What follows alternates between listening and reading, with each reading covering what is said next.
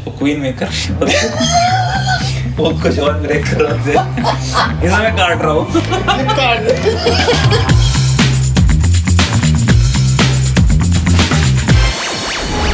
बचपन में हमें कितनी बार ऐसा लगा है कि यार ये मगलू लोग या जिसको जादू नहीं आता है, क्या वो लोग हॉगवर्ट्स कभी नहीं आ सकते? हाँ, उनका दिल नहीं है। देखो बड्डी, बात हो रही है हैरी पॉटर के बारे में, ठीक है? तो मुझसे अगर पूछा जाए तो हमारी दुनिया में आने के लिए आपको जादू आने की ज़रूरत नहीं है। मेरी दुनिया मतलब वही टीवी, फिल्म, अर्थात मीडिया। हेलो जी, अस्सलाम वालेकुम, नमस्कार, वणक्कम। मैं हूँ आपका वारियर दानिश और आप सुन रहे हो आपकी अपनी पॉडकास्ट जिसका नाम है यार लंबे नहीं करो। So lot of times I meet people जो मेरा काम को, मेरे लाइफ को एडमायर करते हैं और साथ में ये भी कहते हैं कि भाई यार तुम्हारा सही है, काश हम में भी कुछ टैलेंट होता, कुछ क्रिएटिविटी होती तो हम भी शायद कर लेते कुछ मीडिया में काम। दिल में तो बहुत सारी बातें होती हैं उन्हें बोलने के लिए, बट फिर मैं बोलता हूँ कि यार जब हाथ मैंने खुद ही हथियार डाल दिए तो इसको क्या समझाना।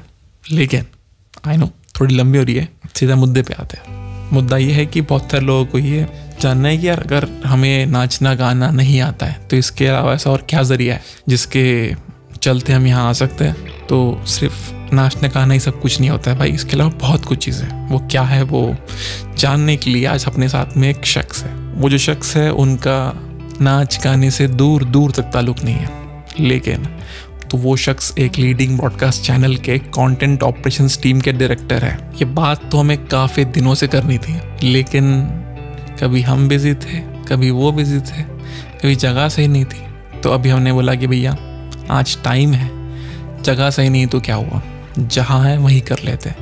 तो जो बातें हुई है वो सारी हमारी पार्किंग लॉट में हुई है और जो सेटअप है वो है एक फ़ोन और कुछ नहीं है। कुछ नहीं।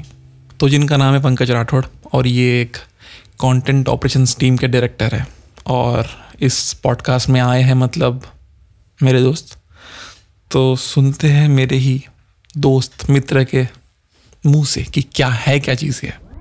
सूचना, ये रिकॉर्ड करते वक्त मेरे मुंह में छाले थे तो जुबान तेज चली है, इसीलिए थोड़ा ध्यान से सुनिए। समस्या के लिए खेद है, ऐसे बोलते हैं ना, पता नहीं। ये पंकज भाई बताइए कि सबसे पहली बात मेरी तारीफ कर दो शुरू में, ताकि लोगों को लगे कि ओह माय गॉड कितना बड़ा आदमी है यार, डायरेक्टर के साथ की बात कर रहा है। ओह माय गॉड यार, बहुत बहुत बहुत बड़े आदमी हो तुम, औहदे से भी और दिल से भी। दिल आ गया भाई, क्योंकि आज की तारीख में लोग तो बहुत मिलते हैं लेकिन अच्छे दिल वाले बहुत कम मिलते हैं। खराब दिलों से भी कुछ देर पहले मिल के आ जाए। यू बैट, अभी थोड़ी देर यू बाइट अच्छी खासी, हाँ यू बाइट और यू बैट इधर भी। तो हाँ, दिल अच्छा होना बहुत ज़्यादा ज़रूरी है क्योंकि साफ सुथरे लोग आज की तारीख में मिलते बड़े कम हैं और मैं किस्मत वाला हूँ तो मुझे मिल गए। क्या करूँ पंकज में, मैं तो लोगों की तकदीरें बना देता।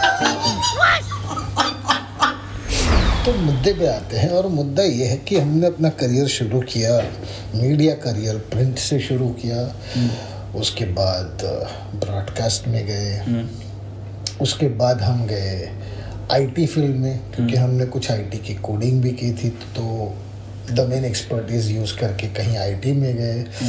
उसके बाद फिर ब्रॉडकास्ट में आ गए, बहुत से चैनल लॉन्च किए हैं, करवाने के इसमें पार्ट बने हैं। सो एक चीज़ जो पेपर पर है उसको रियलिटी में कैसे कन्वर्ट करना है वो पता है।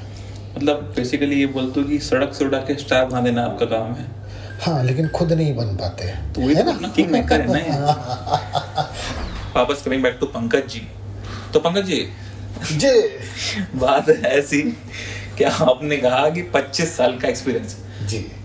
25 साल को अगर हम अलग अलग फेस में डिवाइड करते हैं तो फर्स्ट है आपका जो आपने बोला प्रिंट में। अच्छा, आपका कभी भी मीडिया में क्रिएटिव एस्पेक्ट में आपका काम नहीं था, रिसेंटली होने लगा है बट इनिशियली नहीं था? नहीं था, है ना।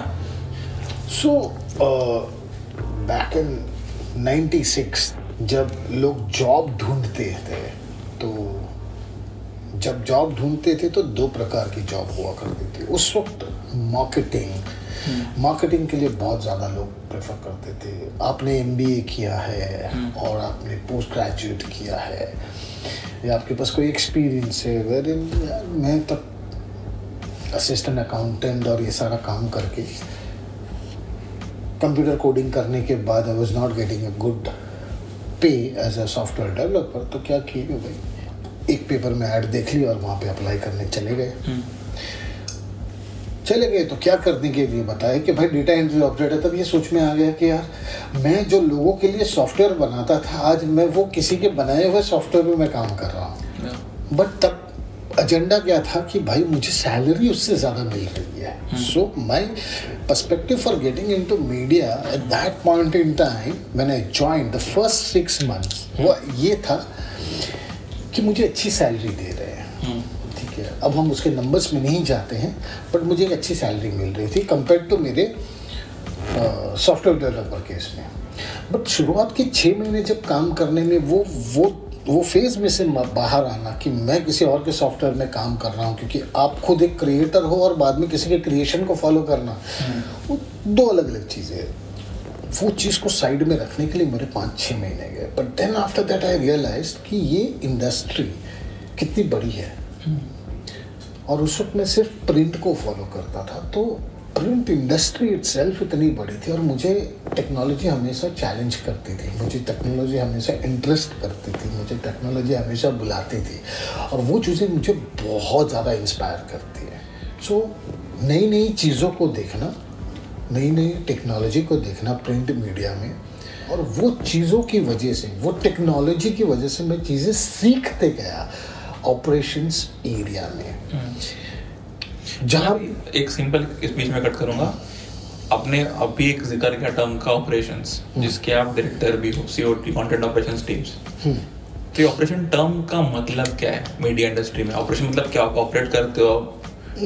ऑपरेशंस बेसिकली होता क्या, किसी भी चीज़ का back and operation, front end operations होता है। सो ऑपरेशंस यानी किसी चीज़ को कंटिन्यूस मूविंग करके रखना, प्रोवाइड करके देना, बेसिकली सर्विस प्रोवाइड कराना।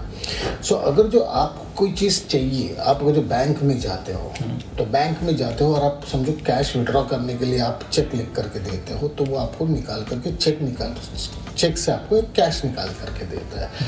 तो वो उनके लिए फ्रंट डेस्क ऑपरेशन हो गया, वो ऑपरेशन से। सो बेसिकली इस प्रकार के काम तो हर फील्ड में होते हैं, हर एक फील्ड आप कोई भी ले लो। आज एक किराने की शॉप में भी जाओ तो उनके भी तो चोपड़े बनते हैं, तो वो भी एक ऑपरेशन ही है। उनका जो माल आता है और जो जाता है, आया कितना गया कितना, आया कब गया कब, ऑपरेशन है। तो ट्रांजैक्शन ऑपरेशन में बोलो क्या? जी हाँ, ये कह सकते हैं any transaction thing is a operational, broadly you can say that. ठीक है, सो ये ऑपरेशंस अगर जो टेक्नोलॉजी उसमें अगर जो नई हो और अगर जो वो बहुत कम लोगों को अंडरस्टैंड आया, और आप एक आईटी बैकग्राउंड तो नहीं कह सकते, लेकिन आप अगर जो ऐसे सॉफ्टवेयर डेवलपमेंट के फील्ड से आते हो, आप नई चीज़ें देखते हो, तो आपको ऑब्वियसली वो चीज़ें सीखने का दिल करता है। तो वो अपॉर्चुनिटी में जहाँ काम करता था मुझे मिलती गई, तो वो मैं चीज़ें सीखते गया because of the technology. Print में मैं वो सीखते गया। तो वहाँ पे फ्रंट डेस्क हुआ या बैक एंड ऑपरेशंस हुआ, बिलिंग हुआ, scanning, pagination, press, creation of negative material, name it, everything, you know. फिर वहाँ से आपने बीच में जिक्र किया था कि चैनल को लॉन्च करना। मैं तो जानता हूँ चैनल का नाम क्या है, उसमें से हम नाम में नहीं घुसते हैं। हाँ, उसमें से एक खाने का चैनल है। जी, हम नाम में नहीं घुसते हैं। एक बेचने का चैनल है। अभी आप लोग को जो गेस करना है कर लो, खाने में आपको कौन सा चैनल चाहिए, बेचने का कौन सा चैनल चाहिए। लेकिन ये सारे चैनल को लॉन्च करना, इसमें ऑपरेशंस क्या पार्ट प्ले करता? सो इवेंचुअली जो चैनल को चलने के लिए उसे, जैसा हम आप गाने सुनते हो, तो गाना आपको कंटिन्यूस गाना सुनना होता है, तो आप क्या करते हो, प्लेलिस्ट बनाते हो ना, कि मेरे 1 घंटे की प्लेलिस्ट हो गई, मुझे 2 घंटे तक गाना सुनना है, तो मेरे 2 घंटे की प्लेलिस्ट हुई। तो किसी भी ब्रॉडकास्ट चैनल को चलाने के लिए भी प्लेलिस्ट ही चाहिए होती है। वो प्लेलिस्ट जो बनती है, वो प्लेलिस्ट ऑपरेशंस बनाता है। अब लोगों को लगता है ब्रॉडकास्ट में ऑपरेशंस, अरे यार तो कुछ अलग प्रकार का होता है। तो कोई अलग प्रकार का नहीं। अपने प्लेलिस्ट बनाने के लिए आप क्या करते, गाने डाउनलोड करते हैं और वो उसमें प्लेलिस्ट में ऐड कर देते हैं। जिस जॉनर के गाने चाहिए उसको उस हिसाब से करते हैं। तो यहाँ पे हमें पता होता है कि ये सारे शोज़ हैं जो किसी प्रोग्रामिंग हेड ने फाइनल किए हुए हैं और वो उसके हिसाब से एयर होना है। तो जब वो डाला हुआ है कि ये वाला शो फलाना शो एपिसोड नंबर 1 कोई पर्टिकुलर डे पे आने वाला है और हमारी कट ऑफ टाइम है ब्रॉडकास्ट स्टेशन पे भेजने के लिए, उसके टेलीकास्ट के 6 घंटे पहले आ जानी चाहिए। तो हम वो 6 घंटे के पहले को हमारी डेडलाइन मान करके अकॉर्डिंगली हम प्रोडक्शन हाउस के साथ और वो प्रोग्रामिंग टीम के साथ मिल करके फॉलो अप करते हैं कि ये कंटेंट कहाँ पर है। तो ये ऑपरेशंस होता है। आपने जो करके जो आवाज आई थी टीवी वाली स्पेशल आवाज थी, तो अभी मैं वहाँ आता हूँ कि टेलीविजन से OTT पे जंप करना विद टेलीविजन का कंटेंट। OTT में ऑब्वियसली अपने को पता है कि OTT पे सारा नया कंटेंट ही बनता है, ऐसा मुझे लगता था पहले, वर्ड से समझ में आएगी ऐसा नहीं है। अगर आपका OTT है और आपका चैनल है तो आप उसको क्रॉस प्लेटफॉर्म प्रमोट कर सकते हो। करेक्ट, क्योंकि वो तुमको बहुत ज़्यादा स्प्रेड का व्यूअरशिप देता है। करेक्ट। तो अभी यहाँ पर आपका जो रोल हुआ फ्रॉम लॉन्च करना चैनल को, उसके बाद में मैं जानता हूँ कि आपका किड्स चैनल पे भी आपका था, फिर उसके बाद में आपका इंटरनेशनल चैनल्स में भी आपने किए थे और अभी आप जो कर रहे हो OTT प्लेटफॉर्म पे। तो इन सभी केस में ऑपरेशन एक चीज़ थी जो कॉमन थी। करेक्ट, ठीक है। उसके अलावा आपने और ऐसे इन तीनों में फ़र्क क्या देखा? OTT अगर जो देखना चाहे तो OTT रिसेंटली और इनफैक्ट खास करके लॉकडाउन ने बहुत ज़्यादा उसको आई वुड नॉट से हाइप, बहुत ज़्यादा उसको अवेयरनेस बता दिया है। उससे पहले, लॉकडाउन से पहले भी OTT का यूजेज पिछले 5-7 सालों में काफ़ी बड़ा हुआ है। सो OTT पे आकर के काम करना ब्रॉडकास्ट एक्सपीरियंस के साथ वो थोड़ा सा चैलेंज बनता है इन टर्म्स ऑफ, क्योंकि OTT is your direct interaction with your subscribers. Subscribers मतलब जो OTT आपका खरीदते हैं, उनको कोई चीज़ या कोई क्वालिटी नहीं अच्छी लगी तो वो डायरेक्ट तुम्हें रीच आउट करते हैं। आपको ऐसा कुछ पता है इंसिडेंस की जहाँ पे आपको आया है? जी हाँ, फीडबैक आते हैं। करेक्ट। सो वहाँ पे है ना, हम देखते सही हैं, अब टेक्नोलॉजी जो बीच में इन्वॉल्व होती है उन चीज़ों की वजह से कुछ चीज़ें ठीक नहीं भी जाती है। तो जब वो नहीं जाती है वो एंड रिजल्ट हम प्लेटफॉर्म पे जाके नहीं देखते हैं, क्योंकि ऑपरेशंस ने सारा चीज़ें जब प्लेटफॉर्म पे देने से पहले जो एक OTT प्लेटफॉर्म की जो टीम होती है उनको दे देते हैं। बिजनेस टीम के साथ एक अग्रीमेंट होता है कि मुझे आपका ये वाला कंटेंट ये टाइम पे मिलना चाहिए। We call it as SLA, service level agreement. अब वो सर्विस लेवल अग्रीमेंट के हिसाब से हमारी जो डिलीवरीज होती है हम उसको मेजर करके उसके हिसाब से जब डिलीवर करते हैं तो वो बहुत कट टू कट हो जाता है। अनलाइक ब्रॉडकास्ट में you have some bandwidth. Okay.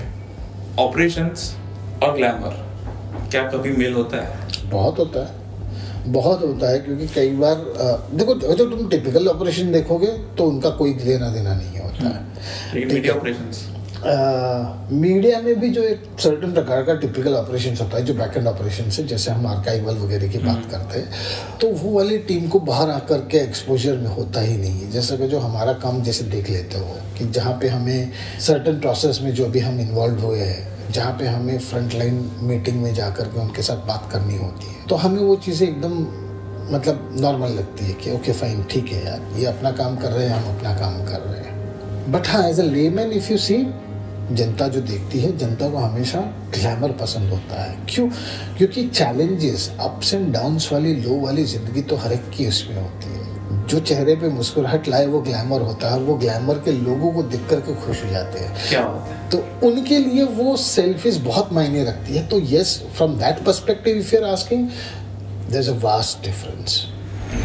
अगर हम बोलते हैं कि ये आज रात देखी 8 बजे, तो आपने तो दुनिया को ऐलान कर दिया 8 बजे, वो तो जाना ही है, वो तो पेस्ट है ना, टूथपेस्ट निकला हुआ, वो तो निकलना ही है। तो उसके इर्द गिर्द वाला टाइमिंग कैसा होता है कि फिर उसमें कुछ टैट वैट कुछ होता है? मतलब अगर जो प्रोमो चल रहा है और कह रहा है कि 8 बजे आइए और ये एपिसोड देखिए, तो हमारे लिए वो एपिसोड हमारे हाथ में है ना, मरी हालत में हमारे पास 4 बजे आ जाना चाहिए। मतलब ये वर्स्ट केस सिनेरियो है। तो वो 4 बजे लाने के लिए हमें 2 दिन से फॉलोअप लेकर के उसका स्टेटस लेना होता है। भाई तेरा शूट हो गया, ठीक है, एडिट पे है, ओके फेयर इनफ, कितना एडिटिंग हो गया, रफ कट भेजा। रफ कट एक क्लियरेंस के लिए जाता है, it is called SMP clearance, S&P which is called standard and practices. अगर जो वो 4 बजे नहीं आ रहा है, जो 8 PM वाला शो 4 PM को नहीं आता है, then the escalation goes. And if somebody is not escalating, then there is a problem. So it's a very thin line. It always keeps you on the edge. आपको मतलब मुझे यही एक डिफरेंस लगा था जो IT में था और मीडिया में हूँ। मैं ना ये लास्ट मिनट थ्रिल कहो या लास्ट मिनट एडवेंचर बोलो या anything that we call it, ये मिसिंग होता था। IT में गए, तुम्हारा प्रोजेक्ट है, तुम्हें पता है कि गो लाइव जाना है, प्रोजेक्ट को लाइव जाना है 12 महीने के बाद। अब तुम्हारे पास 12 महीने हैं काम करने के लिए, डेटा कलेक्ट करो, ये करो, वो करो। ये आपको जब टाइम पता है मेरे पास 12 महीने का है, तो ये तुम्हारा रोज का टारगेट नहीं होता। यहाँ पे रोज एपिसोड आना है, सो रोज मेरे लिए डेडलाइन है, रोज मेरा गो लाइव चलता है। 8 बजे का शो है और मेरे को 7:55 पे मेरे हाथ में फाइल आई है। 7:58 को आई हुई है, 7:58 को 8 PM की फाइल। तो वो चली कैसे फिर वो, मतलब बस चल जाती है। हाँ, अब कितने टैलेंटेड लोग लीड कर रहे हैं। और इसके बाद जैसे कि अभी आप सुन रहे हो, अभी हम लोग इतनी शराफत वाली बातें कर रहे हैं, हमने इसमें कहीं भी हमारे बॉस की बुराई नहीं की। क्यों नहीं की? बिकॉज एक तो मेरे बॉस मेरे पीछे बैठे हुए हैं और हम लोग अभी कहाँ बैठे पंकज भाई? हाँ, तो आप समझ रहे हो ना कि अगर यहाँ हमारा कुछ भी बोला हुआ शब्द हमें दरवाजा दिखा सकता है, वो दरवाजा जो ब्लैक होल के बहुत करीब है और वो हम देखना नहीं चाहते। हाँ। So yes, that was Pankaj Rathore and I hope कि आपको वो सवाल तो अब आगे नहीं रहेगा कि यार कैसे आए। और भी तरीके हैं। खैर, ये रिकॉर्ड करते वक्त मैंने भी अपनी जो पुरानी बुरी आदत है ना उसे त्याग दिया, वही बहाने बनाने की कि यार अच्छा माइक नहीं है, कि यार रिवर्ब बहुत है ना ये रूम में, थोड़ा कम हो जाए तो सही होता है। और आज ये पॉडकास्ट हमने रिकॉर्ड की पार्किंग लॉट में, वो भी फ़ोन पे। हाय हाय। तो जो लोग मुझे ये कह रहे थे ना कि दानिश भाई आपकी पॉडकास्ट अच्छी है, बताए क्यों है? माइक है, सही स्टूडियो है, ट्रीटेड रूम है। हमारे पास जब आ जाएगा ना तब देखना हम भी कुछ ना कुछ ऐसी करेंगे। मैं तो कह रहा हूँ इससे आगे करेंगे। तो इन सब के लिए मेरी तरफ से ग्लोबल और यूनिवर्सल लानत है। तो ये बस आज की पॉडकास्ट में ये थी बात। मैं हूँ आपका वारियार दानिश और आप सुन रहे थे आपकी अपनी पॉडकास्ट जिसका नाम है यार लंबी नहीं करो, ठीक है? शुक्रान।